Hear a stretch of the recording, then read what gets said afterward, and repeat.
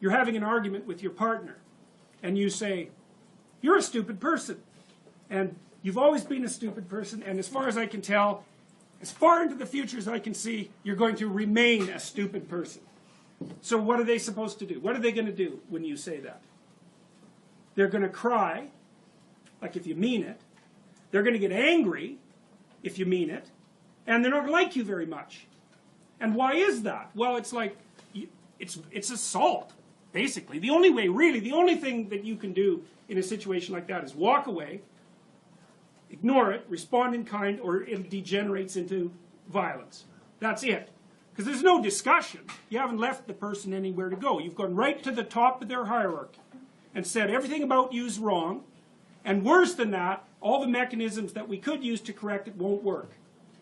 So those are fighting words. So don't do that unless you want to have a fight.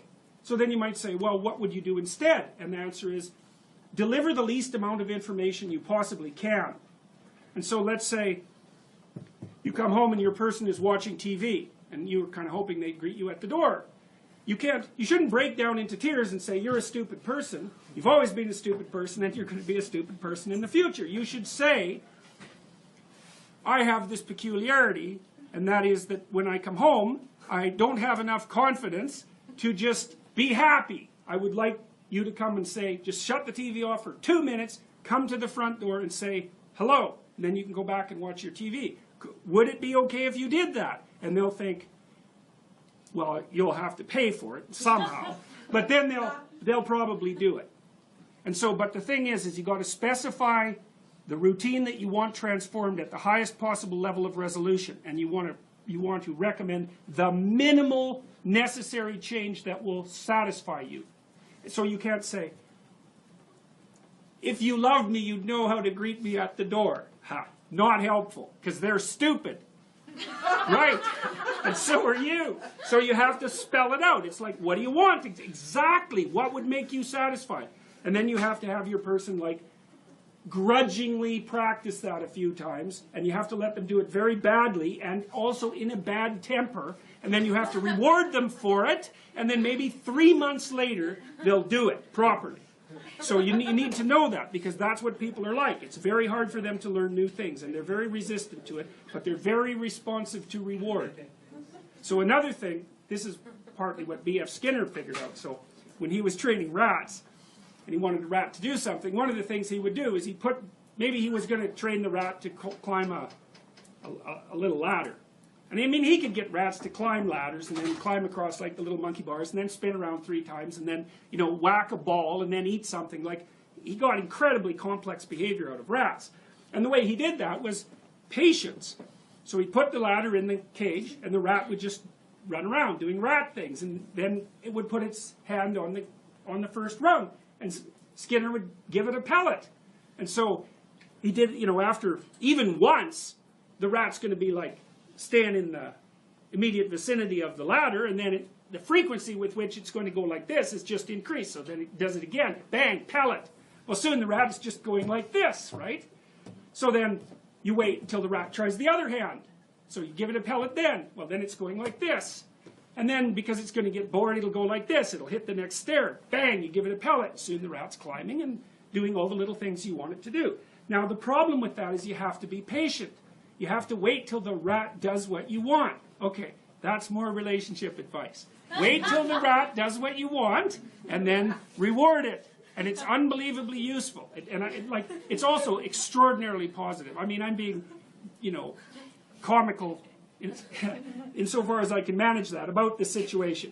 But people love reward, and they love attention. People love attention more than anything else. And so, if you watch through the day, and when your partner does something that's good, say, man, that was good. Or something like that. You can be inventive. And then they'll do it more. And if you do that a whole bunch, like for a year, they'll be doing things that are good for you just all the time. But you have to be patient, which is very annoying. And you have to suppress your response to only respond to negative things. You know, because what we know about the expectancy models is that a deviation from expectation produces a burst of negative emotions. You know, so you come home and the whole house is clean, but there's like, I don't know, the dog has shed on the rug or something, and the person overlooked that. It's like, you're not going to see the clean house, you're going to see the rug with the dog fur on it. You're going to say, why didn't you clean up the rug with the dog fur? And they're going to say, good luck getting me to clean up the house again.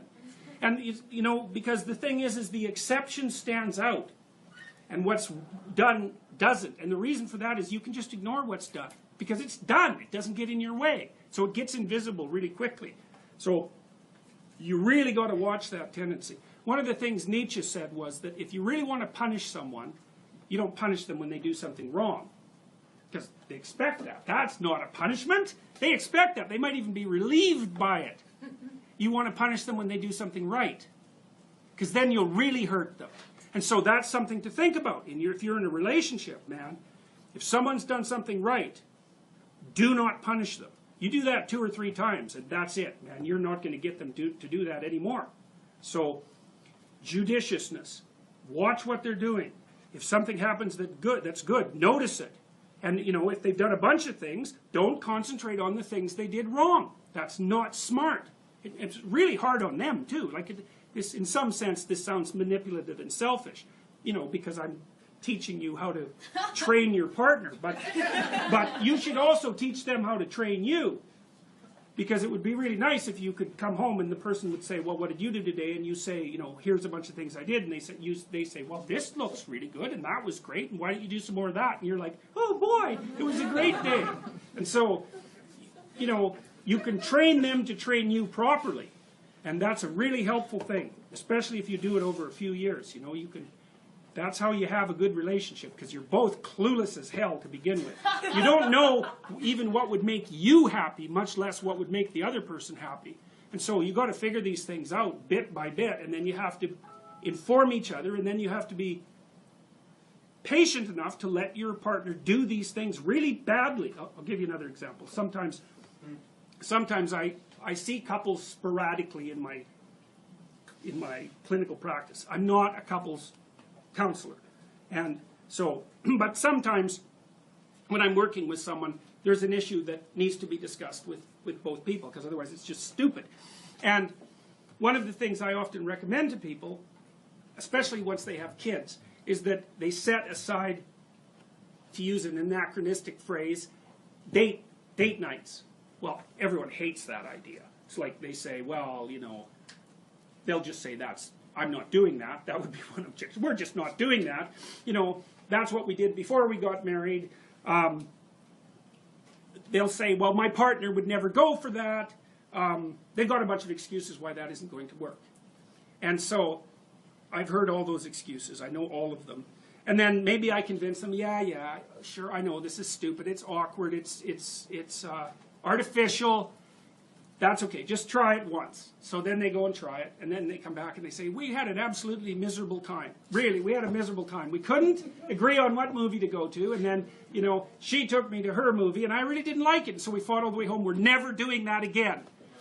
And I say, well, really, you've got 30 years, 400 days, that's 12,000 days. Okay, so you're not going to do that. You're going to spend the next 12,000 days without having any real romantic evenings and interactions with your spouse. That's your plan.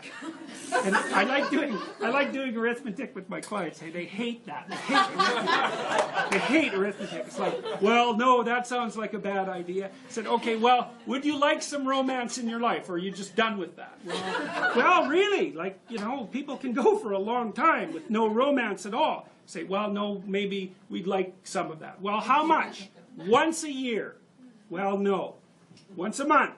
Well, no. Once every 2 weeks? Well, sometimes people are really busy. It's like, okay, that beats the hell out of 0.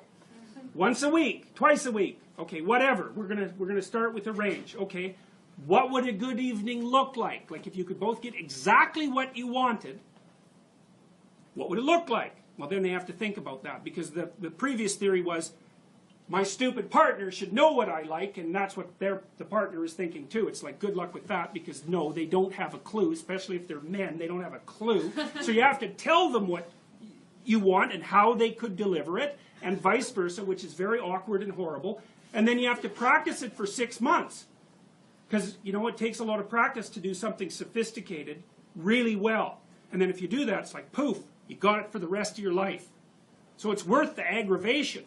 You know, and the first time the rat puts its paw up on the ladder, it's just sort of doing it accidentally. You can't expect it to do it well. And that's exactly how to view your own progress and the progress of your partner. It's like, let them do it badly for a while. At least they're doing it. So, and if you think they should do it faster, well, look real hard and see how easy it is to change your own behavior. Because it's really hard to change your own behavior. Everybody says, I'm going to exercise 3 times a week. New Year's. And it's like, no one does. They buy the memberships. And then they feel guilty for having them, but they don't actually go to the gym. And that's a perfect example of how difficult it is to transform behavior.